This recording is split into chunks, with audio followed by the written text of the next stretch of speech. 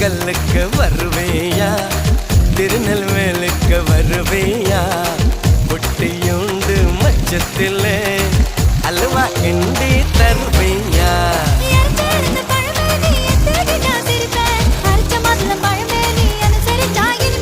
கிடைச்ச முந்தரி பழமே நீ கெட்டதெல்லாம் ஜெயிப்பேன், வெடிச்ச வெள்ளரி பழமேயும் வெக்கம் பார்த்த எடுப்பேன்.